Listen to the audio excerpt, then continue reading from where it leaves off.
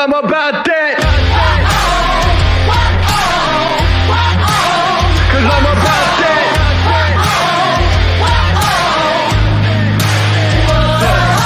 I'm about that come up, running up on them fools that are talking foolish. Try to get them funds up, killing them mics just like I ran the jewels in.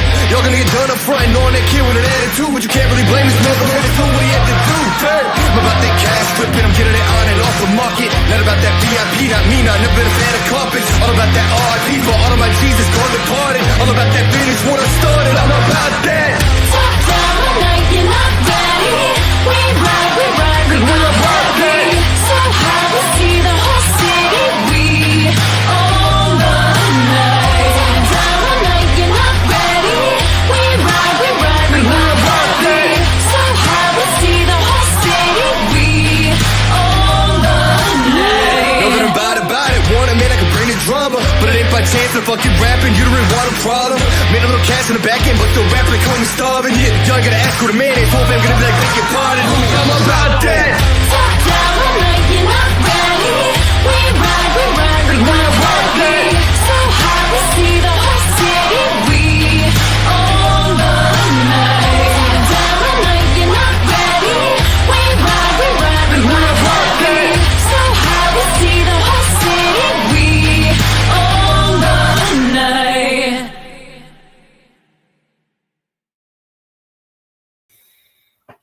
What is up? It is a Wednesday edition of the YSN Power Hour. DJ Yoki along with a few of my friends. You can see half of Paul's head right there. And EB working through some technical difficulties, it looks like, down at the bottom. So we'll get to him, and there goes Munson. Scotty Mitchell joins us, as he does every Wednesday. Guys, it is National Play-Doh Day. Talk to me about, were you a Play-Doh advocate, or were you like me, and the smell made you absolutely nauseous? Mac, start us off. I don't really remember messing around with Play-Doh. I'm sure I did, but when my niece was growing up, that was something that she really loved, and we would sit down almost all day, every day. She was huge into Play-Doh, so that was something we did together. Quinn, were you a Play-Doh guy? I don't think so. I don't really remember anything with Play-Doh, to be honest with you. I remember my sister was into it. I think she just liked to eat it. So. Oh, Ty, go ahead. Yeah, not a big Play-Doh guy, and apparently there's a lot of people out there that love the smell of Play-Doh too. But I don't understand it. I was never into the whole Play-Doh like a lot of other people were. Scotty Mincher, Play-Doh guy?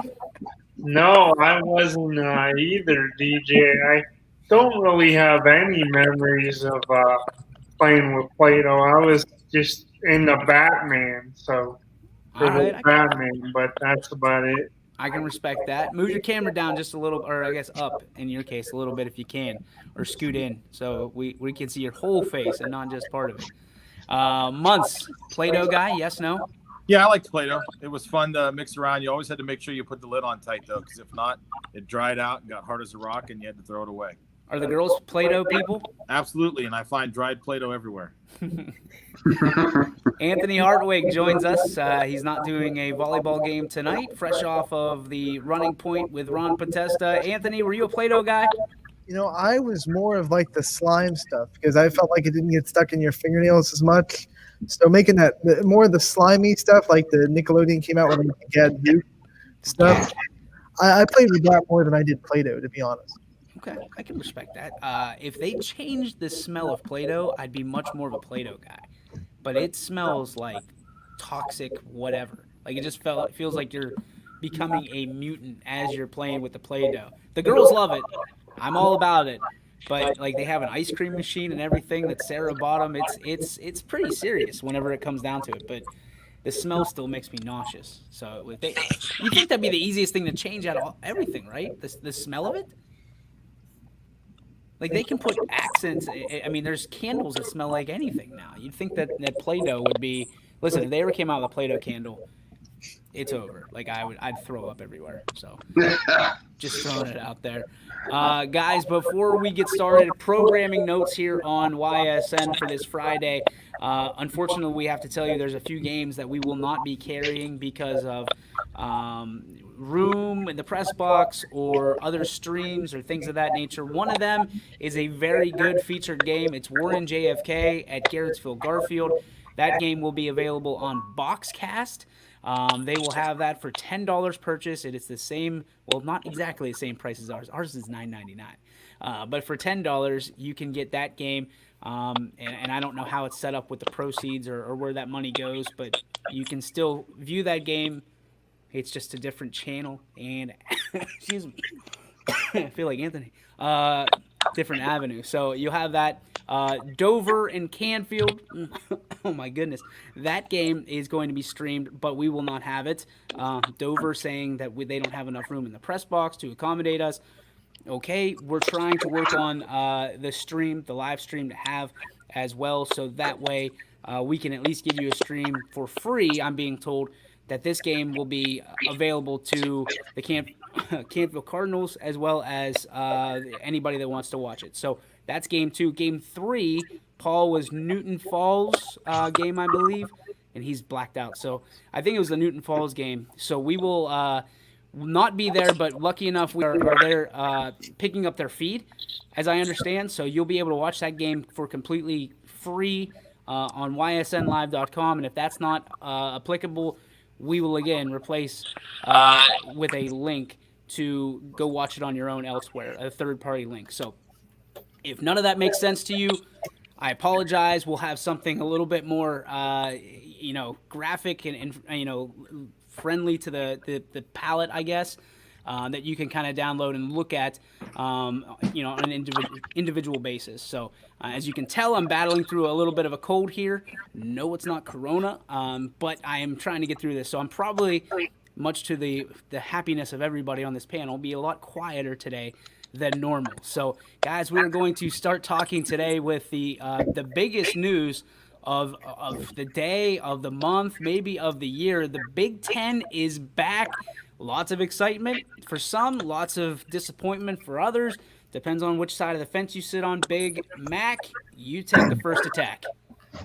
Yeah, I mean, I just want to see good Ohio football. That would be Ohio State, the Ohio State University, not anything wearing brown and orange.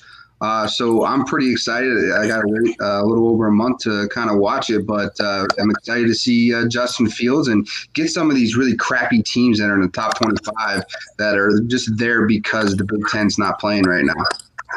Quinn, you are not necessarily a huge Big Ten fan and not a huge Ohio State fan, but you like college football. How does this suit you? Yeah, it's great. I mean, like Billy said, you get to finally watch good football in Ohio since the other teams are ass. But I mean, not only that, you get to bring back Michigan, you get to bring back Michigan State, Penn State. Like you get to bring back some of the best teams in college football. So I'm excited for that. Right, we move down to Ty in the middle of the pack here. Ty, how do you feel about the Big Ten coming back? I think it's great. I think it's great for college football in general because I think if you played a season without the Big Ten, and namely it's Ohio State, sometimes Penn State and Michigan, but I think it's just it's better suited for college football, and it makes sense to bring them back too because it doesn't make sense to have 3 conferences play, and then all these teams in Ohio, high school, professional, and then not the colleges. So I think it just made sense. Scotty Mincher, your feelings on Ohio State being back along with the other members or some other members of the Big Ten? Yeah, I have to agree with everybody here. I know it's boring, but I'm just happy and to take it a step further, guys. I just think this is great that we're getting all this sports at one time. You got baseball, you got the NBA playoffs, you got the NFL now, and now you've got more teams coming back, college ball. I think it's great. Respect. And this will be interesting as a guy that's not necessarily a Big Ten fan. Paulie, how do you feel about the Big Ten coming back so late? I think it's a little unfair that they're going to be able to play the shorter amount of games and then be allowed to get into the playoffs. But, I mean, for this area especially, to see Ohio State back is going to be huge. I mean, for the, different restaurants and bars that will be able to put the games on and try to recoup some of their money. I just look at it in that aspect for locally. I mean, a lot of places were bummed when they said they weren't going to play. And now they need all they can get, especially since most of them have to close at like 11 o'clock every night. So Another not Big Ten fan, we go to Anthony Hartwig. Your thoughts on the Big Ten coming back with a little bit of an abbreviated schedule? It's good for college football. It's good for college football fans to see some of those programs in there, like the Ohio States, the Michigans, the Wisconsins, the Penn States.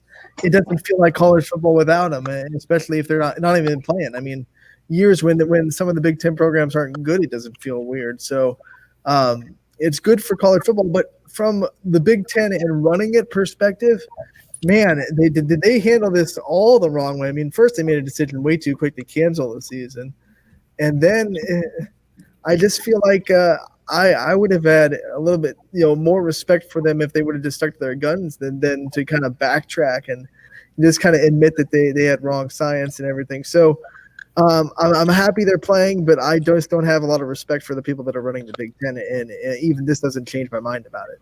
Wow. EB, on to you. Your thoughts? I think it's great. Saturdays are back. So, especially for people in our area, Ohio State football, even those who are fans of Michigan, Penn State, just Big Ten in general, it gives us something back. And I kind of agree with Anthony. The chancellors and presidents of the Big Ten kind of shit the bed on this because they pulled the trigger way too quick. And we've been saying it the whole time, like, relax. There is a way through this. Just think it through before you just start jumping the gun and canceling things. And, Big Ten's back now. I feel terrible for our buddy Doug Phillips over at YSU because those guys are still putting in work and they busted their butts all summer long. And, it was his opportunity to lead the helm of the Penguins as a head coach. So I feel terrible for those guys because, they're kind of stuck in a rut. And so what? They're not the Big Ten, so they're not a big dog, but still, I mean, YSU football to this area is still a big thing. That is a great point. It's one that I hadn't even thought of, how's YSU adapt to all of this? Because they have boosters as well. They have people that they have to appease to as well, and they will not be playing on Saturdays this fall. But the Buckeyes will be, and it's an abbreviated schedule, 8-0. Paul, you have a question for Robert Switka. I want to know Paul's thoughts on a few Yellow Jackets stinging that Florida State program last weekend. Go ahead. Yeah, we stink. Whatever. Turn the page. There it is. Wise thoughts from Paul Munson. Right there for you, Robert Switkus. Thank you. I wasn't going to bring it up, Paul, but I'm glad Robert did. Well, Ant, you were one of the first people to send me a text message when the game was over, but You texted me first. it's fair enough. I said, yeah, bring it on. I know what's coming. So, hey, listen, the only Georgia Tech fan I know in the probably 1,000-mile radius of Youngstown. So, I mean, I'll take my medicine. We stink. We're still Aaron a Walker bad team. for the Yellow Jackets, so Yeah, he went there. There's a difference. hey, it doesn't matter. A little bit. Yeah. A little bit. It matters. All A right. little bit. All right. I'm just saying, where did you get your degree from? Youngstown State. Yeah, okay, there it is. There she blows. Okay, guys, here's something people don't think about. What's the regular college season? About 12, 13 games, right? In there? Yeah, 12. What happens if somebody goes 12-0 and then Ohio State runs a table or another team runs a table at 8-0? Does Ohio State still get precedence over? I don't think anybody's playing 12 games this year, though, because that's non-conference games. I don't think anybody's playing non-conference. So let's whatever it is, 10-0, 11, whatever that. Probably number 10, is. yeah, probably 10. So a team goes 10-0, and Ohio State goes 8-0. Let's just say that, for instance. How does the team that's 10-0 not get precedence over an Ohio State? Because we're the Ohio State University. I think, DJ, we talked about this a little bit earlier. I think a lot depends on the teams, the opponents they've played as well. If the 10-0 team is just playing cupcake up and down the schedule, Like Ohio State does? Yeah, Ohio State does, but over the years, I mean, the Trussell era, they played they played Texas, USC. Shouldn't matter this year, right? No. It maybe not as much, but I don't know. I just feel like you could make arguments. There's been teams, Cinderellas, that have come out of nowhere before, but most of the time, Ohio State's one of the best teams in the country. So. I also How about this? No, we were preceded number 2 in the nation before all this went down. So that's got to come into some effect. I don't know where they would insert us if they even would to the polls, but we were preseason ranked number 2 before the season started. So whether or not we played, Alabama week 1, or Alabama plays those Alabama Tech sub conference schools every year too. So let's not get carried away. Ohio State doesn't play anybody every year, but Akron. they played Penn State last year. Rice. You want me to go down the list of who Alabama and SEC plays? I'm gonna get too crazy, but they were preceded number 2, so I wonder where they would end up kind of getting fit in there. I think Ohio State's probably a bad one. Look at a team like if Iowa were to go undefeated, that would be the one that would probably be left out. Which is weird because there's really, when you look at it, there's maybe one team in that conference that competes for a national championship every year, and it's usually the Ohio State University. Mm-hmm. However, if you're only playing 8 games, and you are one of the teams that, admittedly, voted no, correct? Should you be penalized down the line? If we look 2 months down the line, if they're looking at playoff teams, should you be penalized for the decision that you made 2 months ago? No, because you're playing now. You look at regular seasons too, where like the season actually just went through. It's almost the same complaints I heard about Notre Dame not having to play a championship game and still being able to get in the years that they have gotten into the top 4, because the Big Ten championships, the SEC championships, all those. If you lose that game, it counts, and teams drop out of the playoffs because of that. But Notre Dame, if they stay, what is it? I think 10-0. If they don't play that championship game, they still stay in because they don't have that extra game they have to play. Yeah, I'm really interested as to somebody's going to have to convince me. And listen, I'm not the biggest Ohio State fan there is, but I am a fan of Ohio State. But somebody's going to have to convince me that an 8-0 Ohio State is going to be better than a 10, 11-0 somebody else. Just because they're the Ohio State University is not an answer. Well, the eye test comes into play too, big time with the human. It's not just computer points anymore. If it was computer points, missing those 2 games would be a big deal. But because it's such a human, people get together and they vote on it as a human element, definitely has changed that mentality, of computer points. The human error and the eye test is going to make a big deal. There's the UCF now. I was waiting for that one. I didn't know it'd be Switka, but I had a thought it might be. UCF national champs, baby. LOL. Quinn, your thoughts on this? How do you project someone like an Ohio State over someone else who's got 2 more wins than you do? You might want to unmute your mic. Sorry. Ohio State's just better. They're just a better football team. Good for UCF. They did it. They went undefeated, but they played Temple. Like, whoop-de-doo. You want to see Ohio State. You want to see the best play in the playoffs. So you're going to put Ohio State there. Well, I kind of disagree with that. I think if you look at Oklahoma, for example, they've had some of the best players in the country the last few years, but they've been in an embarrassment in the playoffs. So, most of the time, I think it's the big schools. People want to see them, and they're on top. I think you could look at a school like Oklahoma and say maybe they shouldn't be making the college football playoff every year, and other schools should get a shot. Yeah, but Oklahoma's earned the right to get there, though. That's the difference. Even if they get blown out, they've earned the right to be there. They beat good teams. Last year, Oklahoma had the best top 25 record. So nobody else had that record, and they got in there and they got blown out. That's fine, but they've earned that stripe to be there. Now, listen, I think it's going to come down to who the teams are. If you're saying a 10-0 Oklahoma versus an 8-0 Ohio State, Oklahoma's going to get that. But if you're talking about a 10-0 Baylor team versus an 8-0 Ohio State, just to hear what I was doing earlier, it's all about the money. What if it's Texas? Well, if Baylor goes 8-0, then they beat Oklahoma, right? So, if it's Texas, Texas goes in. What if you're talking about a 10-0 Wake Forest team but didn't have to play Clemson? Wake Forest going 10-0. I'm just saying. I know it's funny, but you want an argument, you want a comparison. If you're going to compare Oklahoma, Texas, those are kind of blue blood teams. that, yeah, they've had to battle each other a little bit. But if you're talking about who Ohio State could jump if they were 10-0, you'd have to look at a team like a Baylor or a team like a Wake Forest or a team like, I don't know, Vanderbilt or something, Tennessee out of the SEC. Those are the kind of teams they're going to jump because they're going to look at who's going to bring the most money to the table. I don't think they would jump those teams, though. They're going to take that money into consideration. Ohio State travels well, and the money will come into consideration. But you're talking about some SEC teams that would have beaten Auburn, Alabama, LSU. They're beating Ohio State out. They're going to earn it. But what if they don't play them? Well, they're going to have to play one of those schools in the SEC championship game. Maybe, yeah.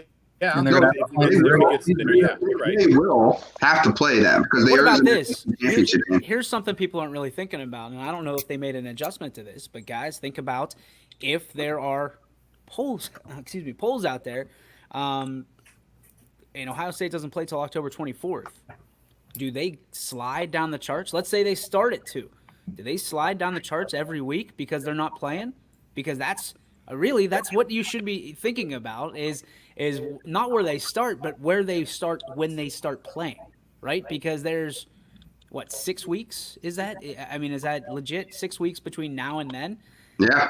That's a lot of sliding that can happen no matter where you start. You can put them at the top, and then how do you take out frustrations on teams that are playing because they didn't jump the gun? This, to me, the Big Ten should be penalized for this because this looks bad.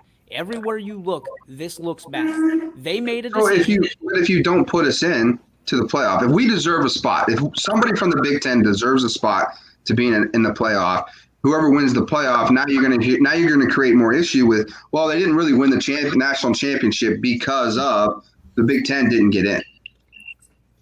So now you're creating an issue. But the Big Ten created that problem, so the Big Ten people should not have a crutch. It's not just going to be the Big Ten people. It's going to be everybody. You're going to have Pac-12 people. You're going to have just college football fans in general are going to say, well, Clemson won again, but they didn't have to go through, Michigan or Ohio State or Penn State or one of those schools that maybe deserved it. What kind of fan is going to say that? You know what I mean? There's tons of fans that would say that. Tons. I don't know that anybody that. To me, that doesn't carry any weight because we were talking about it with the NBA all year, leading up to the bubble. Quinn can tell you that there was teams that were going to back out, and they were like, "Well, you can't really call your champion if you don't have to go through the number 7 seed." Well, I guess in some breath you can say that many have said this baseball season shouldn't count because exactly same because you didn't have to run the marathon. But the reality is that should go against Ohio State's case in this because they've had the ability to play every game and they didn't take it. Look, I'm with you on this. The idea that the Big Ten screwed up here. Like, I don't think that they should be punished, but I just don't. Why would you blame the players? The players wanted to play from day one. So now you're blaming the players in that? The players are going to get blamed for that too. I understand that, but if this is, let's say it's a company as opposed to a sports team, if the CEO decides we're going to go this direction and it's the wrong way, everybody gets. I mean, that's apples and oranges, though. No, that's exactly what this is. No, why isn't it? Because you're dealing with players and their careers and futures, and it's just not fair to them. It's not even remotely fair to the players. Otherwise, those players should have left. And 2 of them already opted out. But you should have allowed them to leave and go to different schools. Every single one of them. And I think that was an option for them, was it not? No. Ryan Day was saying, "Listen, I'll support them wherever they go." But they were still going to have to sit out. I don't know, man. I just don't I don't know how somebody can convince me that a 10-0 team is better than or not better than an 8-0 team. Go play 2 extra games. Go do that.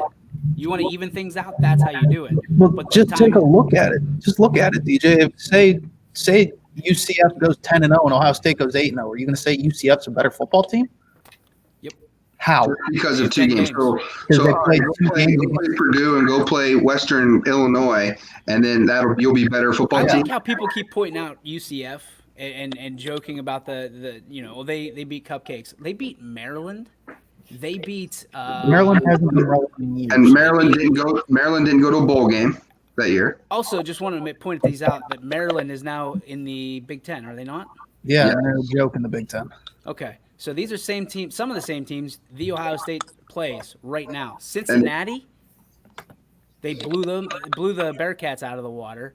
Navy they played, East Carolina, Austin That was their best win that year. They were ranked at the time. False. Auburn was their best win. Auburn was their best win. Yeah, they At beat the end of the Auburn year, 34-27. That was the Cincinnati bowl was game, ranked, though, wasn't it? It was and Auburn was not. So it wouldn't have been the playoffs if they made it. So they would have been in the Natty for that, right? Am I wrong here? Yeah, they would have had to play at Alabama or Ohio State or Oklahoma or whatever. And what did we talk about? Alabama had everything to lose, and UCF had everything to gain. But guess what? Who was ready to line up? UCF. They said, we'll play you anytime, anywhere. So if Ohio State then plays 2 games against Akron and Kent, win both by 70, Which they do. then what? Are you going to say Ohio State's now better because they beat 2 joke programs? They at least played the games. I think this is, and I hate to be the conspiracy theorist here, but I think there's a little bit of a, hey, we shortened our schedule. There's a little bit more tread on the tires come December and January. There's opportunity for Ohio State. Just saying, guys. Here, it breaks down to this. Ohio State dropped 2 games against 2 teams that don't have any business playing Ohio State anyway, that they were going to win. So does it really matter? They're playing the teams that they have to play. They're not ever judged on how they beat up one of those 2 small schools that they're going to play. They're never judged on them. Unless they lose or it's close. Yeah, the last time Ohio State lost to a team in Ohio was like in the 1700s. Not obviously 1700s. Okay. It was a long time ago. I mean, that'd be an interesting stat to pull up. I don't have it. And I'm pretty sure it was 1890 something. It was like their first 20 years into the. It was like Walsh or something stupid like that too. It was a super small school, but I think the closest game they've had to anyone in Ohio has been Cincinnati, and it was actually stressful. It was 1921. They lost to Oberlin 7-6. Yeah, there you go. Well, I mean, here's the thing: is that you still got to play the game. That was my argument yesterday. That's going to be my argument today and forevermore. You still have to play the game. Ty, your thoughts? I see you shaking your head. What are you thinking? I mean, I've always been an advocate of that. Like anyone can beat anyone, and that's. I mean, my attitude on that isn't going to change. I don't know. It's difficult when computer points and once there's voting that goes on, and I'm not a huge fan of the 4 teams that make it into the playoffs anyway. I thought that playoffs for college football should have been expanded to 8 a while ago because I think it should be more represented by some of those schools that do, like the UCFs that do go undefeated. Because, I mean, you never know. You just never know. And, I mean, like, you look at other college athletics, basketball more than the other ones, but, like, look at Loyola Chicago. Like, they made it to the Final Four in basketball, and that's a team no one would have given a chance. And, a lot of people wouldn't have put that team over other big schools such as, your Dukes and your North Carolinas. But making it to the Final Four was pretty serious. So I feel like I think the whole solution to this is just expanding the playoffs.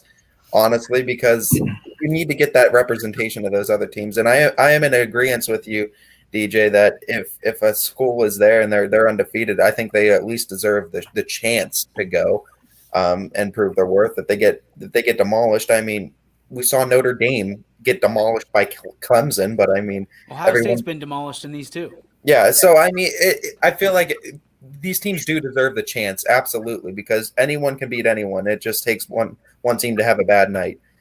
Abbey State, shout out there by James Bartell. Quinn, you were shaking your head. We'll go to you, and then we'll go to Billy. It's a lot different in basketball for a no-name team to win. It just is. I mean, when you're bigger, faster, stronger, like Ohio State is compared to some of the other schools, it's not always going to be that anybody can win any game. So when Youngstown State beat Pitt, that was just an anomaly? Pitt stinks too. I mean, they stunk. Pitt was bad. But it's a great win for Youngstown State. They're a bigger school. It's not, but Pitt stinks in the realm of college football. but not in the realm of Youngstown State football. I mean, they still had Oh, better that talent. was a big win. I just said it was a big win. It was a huge win for Youngstown State. And So like Appy State. when the Sun Belt goes 3-0 against the Big 12 this weekend, those teams suck in the sense of the Big 12, but they don't suck in the sense that they have better teams in the Sun Belt. So I agree with Everybody that. can be I in it. mean, that's the thing is everybody looks at where you're from, and where did all of a sudden the Big Ten get all these style points for having these teams? Why? You've got one team that competes for a national championship over the last decade, right? Maybe two if you mix in Michigan State. Why are we praising the Big Ten all of a sudden? Because I mean, we're from Ohio? only 4 schools have won the national championship in the last 15 years. But you see what I'm saying. Why does the Big Ten get a pass? Because the most of our schools are cupcakes to everybody else. Yeah, but the one school that you have from the Big Ten, you need. Say that again, EB. I was going to say the one school that you have from the Big Ten, you need. And You how- need Ohio State, and okay, it's like a traditional thing though too. You need Ohio State. You need Penn State to not necessarily be there, but be in the conversation. Right. Just like you need Michigan to be in the conversation. Michigan's not going to contend for a national championship for probably the next 10 years. They're going to be a good team. And to Michigan standards, what they've always been, which is a 10 to 11, 12 win team, they're good. It's just there's no BCS and they're not making the Rose Bowl anymore to hang on to the glory of how good they are. So they still sit there and win, 10, 11, 12 games. Yeah, 9, 10, 11, 12 games, which is good for Michigan. It's still a successful season, but you only have the one competing for a national championship, which is a one you need. And right now, it just happens to be Ohio State, but it's also because look at Ohio State. They pull a lot of recruits from the SEC and ACC country. They pull it nationally, and they are the one from the Big Ten who has beat Alabama, who has beat Oregon for the national championship, and they can compete, so they can be on that same level. It's not that Penn State can't or Wisconsin can't, but when you say national championship, you're not thinking Wisconsin. You're not thinking Penn State. You're thinking Alabama, Clemson, Ohio State, and generally. No, but the debate, I guess, in my head is, okay, it's okay for Ohio State to beat Wisconsin and Michigan and Michigan State and Purdue and whoever. But whenever one of them gets beat by a UCF or a smaller school, well, that was just Wisconsin. That was just the double standard applies to both, right? If you're Ohio State and you beat that team, and then an Appy State comes in and beats that team, why are we not promoting that's a damn good team? That's a damn good team, and Quinn will tell you Appy State was a good team, but they beat a crappy Michigan team. Because I think when Appy State did beat Michigan, people were like, "Oh shit!" People noticed Appy State from then on there through even today, to where, hey, you remember Appy State, or UCF a couple years ago, or I guess it's kind of how these mid majors started to build up and get into the contention. Remember Boise State? They used to be in the same level playing field as UCF, and I guess they're a little bit above whoever, Appy State, but same with sort of like Utah and some of those Big West. They were considered the mid majors who just really never got any of the consideration, and then they started to not only compete but beat these big dogs, and people really were like, okay, these guys aren't cupcakes anymore. So same with North Dakota State. Probably 10 years ago, people would be like, yeah, we'll schedule them because easy 50, 60 point win, we'll get our style points. But now you kind of sit there and you second guess yourself, we're about to pay these guys $2 million to come play us, and if they beat us, that's really bad. So, It's a bad day. So Sorry, EB. no, I was going to. So I mean, I see it going both ways. It's just I think college football is such a passionate thing. When you get a chance to sit there and dig at someone a little bit, you do it. I can respect that. That last sentence, I think, proves it all to me. Scotty Mincher, your thoughts on all of this? Where do you sit on the fence here? I think EB made some good points about uh, teams like that when they get their shot. Sometimes all you need is a shot to be able to show the world you can play with the big dogs. I think about the Oklahoma Boise State game when Boise State beat them and they were running all the gadget plays. So yeah, I don't necessarily think expansion would be the solution. Like I'm gonna disagree with Ty because I think we've seen some pretty bad games in the college football playoff already. So that might just make it worse. But I think schools like Alabama and Ohio State, like they should, instead of playing, the teams they play every single year and just whoop up on, they should schedule the up and comers like UCF. So that's my take on it.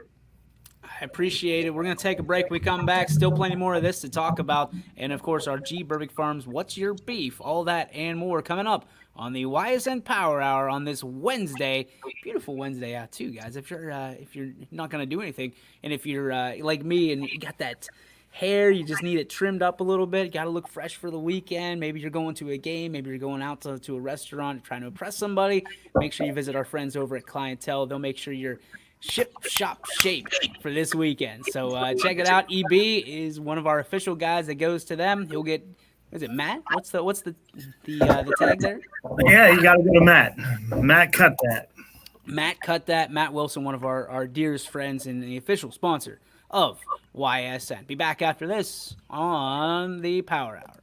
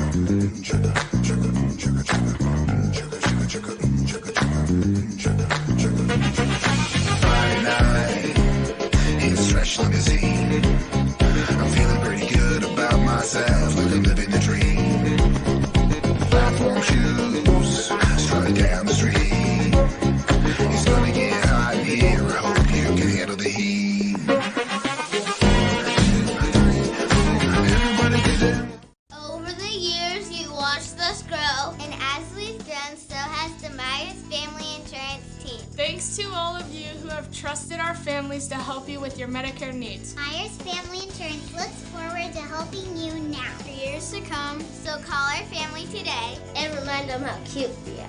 Myers Family Insurance continues to be the area's resource for all your Medicare and retirement needs. Call today, 330-286-3044. Your teams work hard and give it all they've got. Well, so does ours, because 21 Sports and YSN give you extra effort when covering local sports. 21 Sports and YSN, winning coverage of our Valley's teams. Planning a project around your home or rental property? Trust the electrical service to the local experts with 62 years of serving the Mahoning Valley. Joe Dickey Electric is your local go-to source for responsive, reliable residential electrical work. From everyday maintenance and repairs to new installations, electrical upgrades, and safety inspections, no job is too big or too small. Call Joe Dickey Electric today, 800-549-3976, or visit DickeyElectric.com. That's DickeyElectric.com. Myers Family Insurance knows the importance of a great team. Our team continues to grow to help you with your Medicare and retirement needs. The annual election period is here, so it's all hands on deck to make sure your plans still meet your needs for 2020. Call us today. And welcome back, ladies and gentlemen. DJ Yokley with you, alongside a few of my friends. Paul Munson's back, so we'll get him into the conversation. Interesting, really interested in this topic, guys. When you look at the U.S. Open being played in September, a lot of people may be put off by this, but the betting favorite, and the odds makers are putting it on Dustin Johnson is the betting favorite to win this week's U.S. Open at the Winged Foot Golf Club. But there is a ton of money being bet on one guy we're all familiar with, and his name, Tiger Woods, y'all. Do you feel like Tiger can take the U.S. Championship here this weekend? Do you like his odds? Do you like the opportunity to have Tiger maybe have one more step into the spotlight, Mac? His winning days are done. When it comes to a major, he's not going to win any more majors. He's done. Wow. Hey, I mean, you look at what he's got. It doesn't even say. I mean, he's been cut how many times this year, right? I mean, like he's just so inconsistent. He can't stay healthy, and his head is in a bad place. Like, you know, he goes 1 week he'll shoot good, and next he's like a teenager, you know, with emotions, and he's just a roller coaster. Quinn, how do you feel about Tiger Woods? Yeah, no, I agree with Billy. I think Tiger's done. I think he was done after his Masters last year, to be honest with you. The only guy I think that can compete with Dustin this tournament or whatever is going to be Thomas. Justin Thomas? 14-1 odds for Justin Thomas. John Rahm has 10-1 odds. So interestingly enough, it's going to be fun. 17-2 odds for Dustin Johnson, old DJ, which is why I root for him. For his name. Anthony Hartwig, I know you talked with a couple golf gurus back in the back there, Ron Podesta being one of them. So take that for what it's worth. How do you feel about Tiger Woods? Well, I'm going to say that he's not going to win this weekend. I don't think he's done, but when I talked to Brian Tonar earlier, he used the word sadistic to describe USGA's treatment of their course and the way they set up pins, and it's just they're going to make it as tough as possible for golfers to put up big numbers. So that being said, I don't think Tiger's going to be able to pull it off because he's a guy that likes to drive distance. You know, he hits it hard, and that's just not going to be good enough to get it done this week. You have to be able to putt. You have to be able to chip efficiently, and his short game isn't what it used to be. So I think I picked Tony Finau to win this on the running point. Ron picked John Rahm, and Brian Tolmar picked Webb Simpson. So those are the three golfers to watch out for from our picks.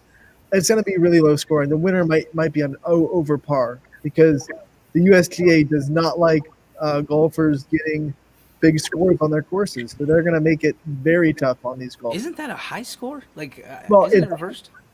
It's a low in golf standards, high, and I guess I don't know.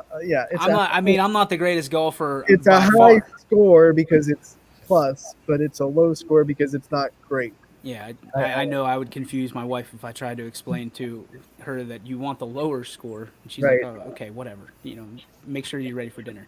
Ty Bartell, your thoughts on Tiger Woods and what could be maybe one of his last hurrahs?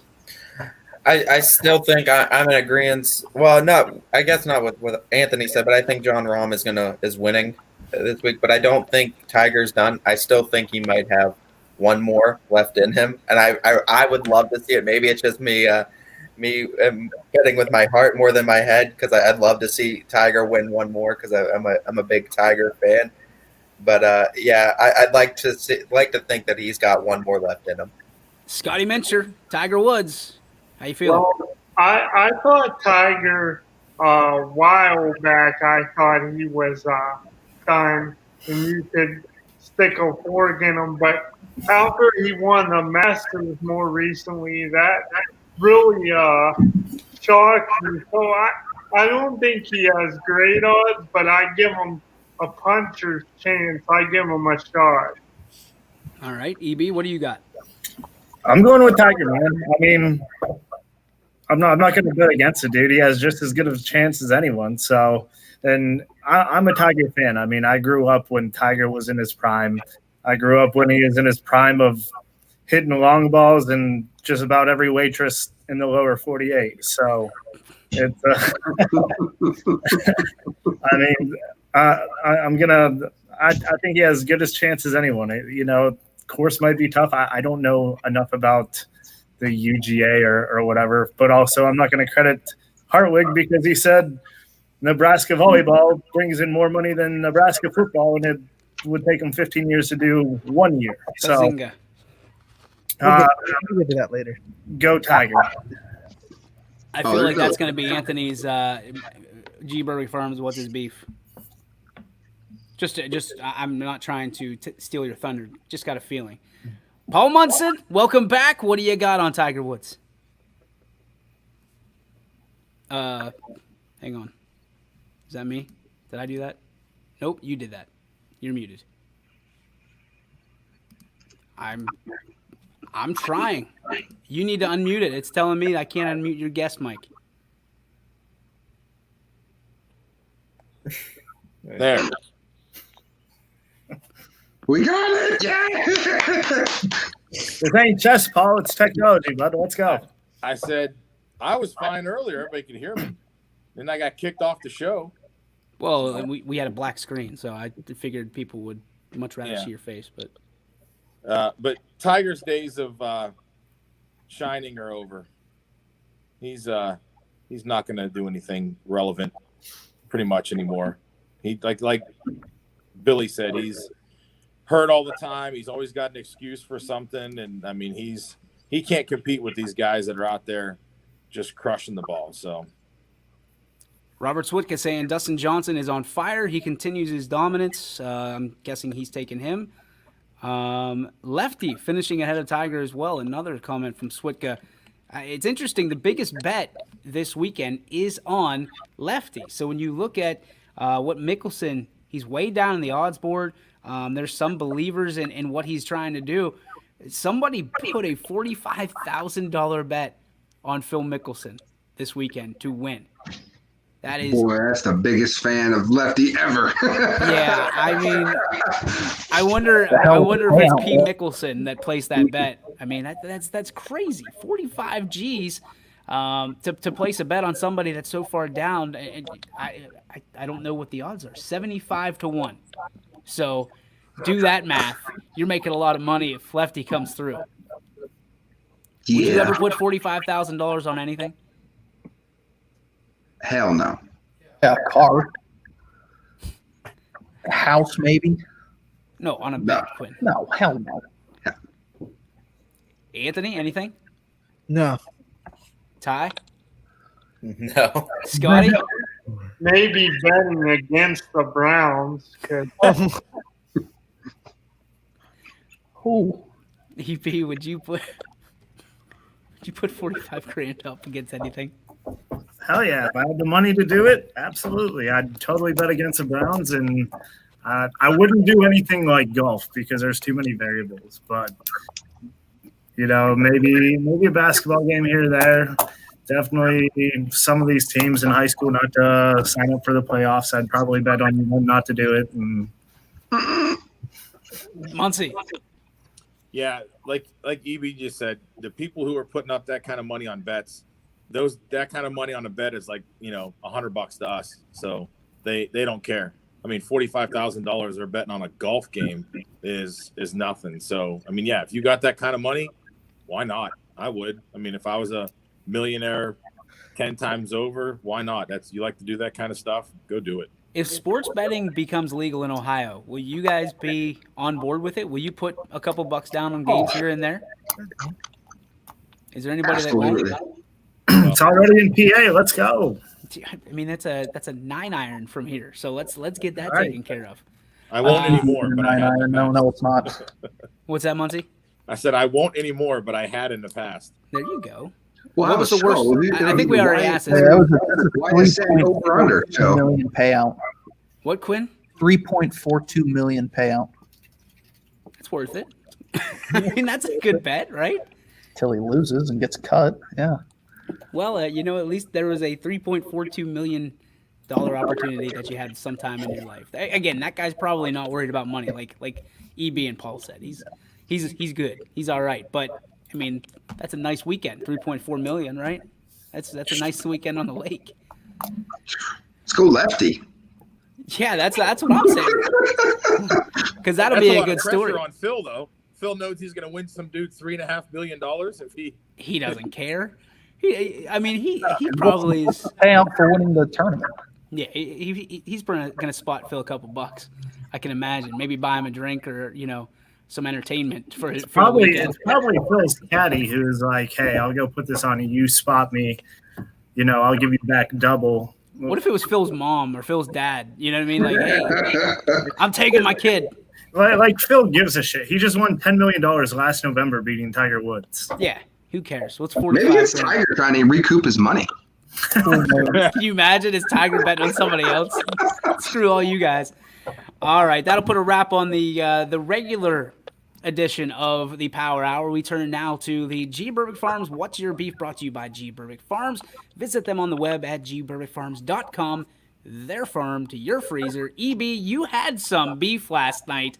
How was it? You smoked it? You did all kinds of stuff to it.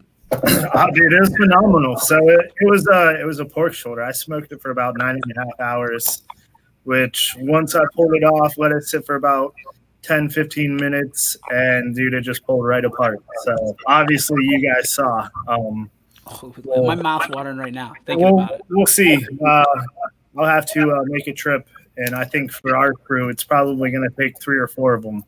But we'll have to do that, or maybe get a brisket or something, and make a Saturday of it, since we have real football back with the Buckeyes. Hey, you never know. On Saturdays, maybe we set up a tailgate party, and people can come out and meet the boys, meet all of us. Maybe that's something we can do. Who knows? I don't know in this Corona world if this is possible, but we'll make it happen. And G. Burbick Farms, I guarantee, would sponsor it.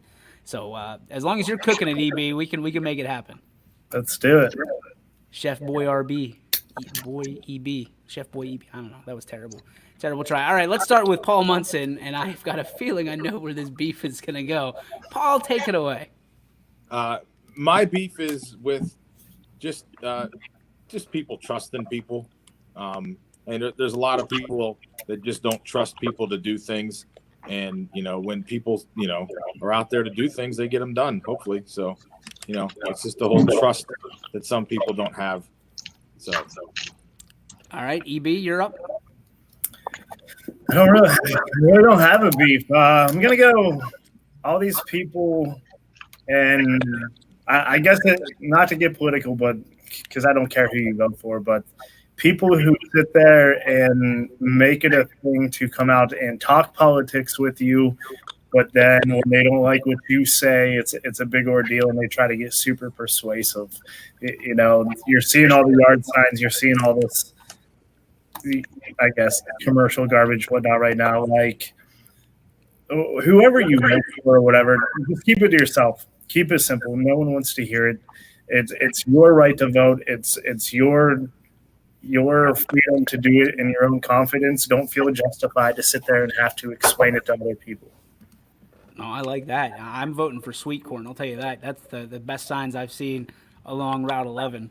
I'm voting for that all day. Scotty, you know what we do. We save you for last, so just hang tight.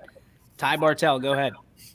I'm kind of like, I don't know. I really don't have too much of a beef. I feel like I've gotten a lot off my chest as far as the beef goes the past 2 days. But I guess it's more of just optimism for the company, YSN in general, and people that are still kind of complaining about some things. Just know we're getting better every day. We're learning from it, and bear with us because we're improving on ourselves every single day. I love that people keep poking at us, thinking that we're not going to poke back. Like, we have a pipe bomb every day from 3 to 4 that we will use to essentially have our views heard. So we are not some bear cub that's not going to gnaw off your arm. So just be ready for that. Anthony Hartwig, go ahead. So yeah, I'll address the volleyball statement that I made on Running Point.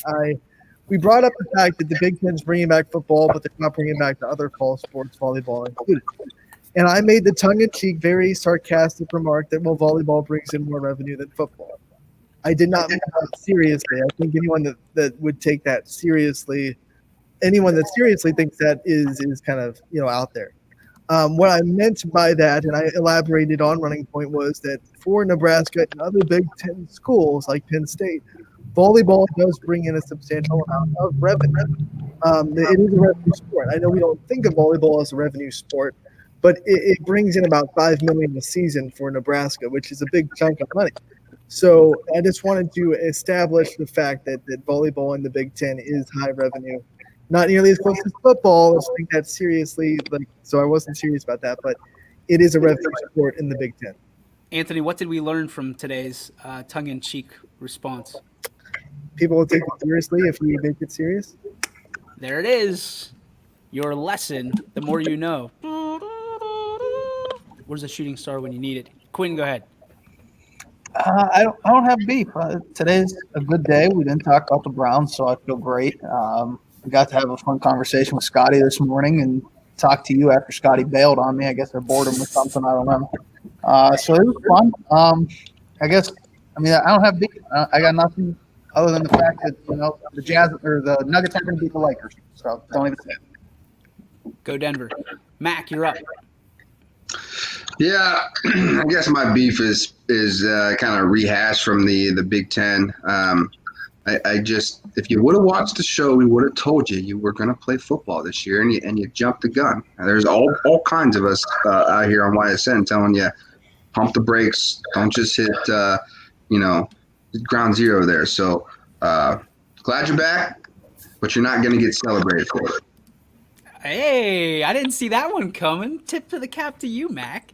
My beef is essentially the people that want everything for free. Like, it is crazy to me how many people are out there just waiting for handouts.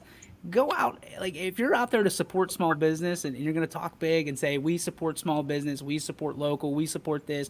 I know we're in a pandemic. I know that money's tight for everybody. Listen, we've had the same person 3 weeks in a row. 3 weeks in a row ask for a refund. We've delivered them on every single occasion. This time I finally said, listen, I appreciate you supporting YSN. Please, if you're going to ask for a refund and belittle our people, our announcers, our program, our network, our everything that these guys, everybody here, and so many more have worked so hard for, don't waste your money.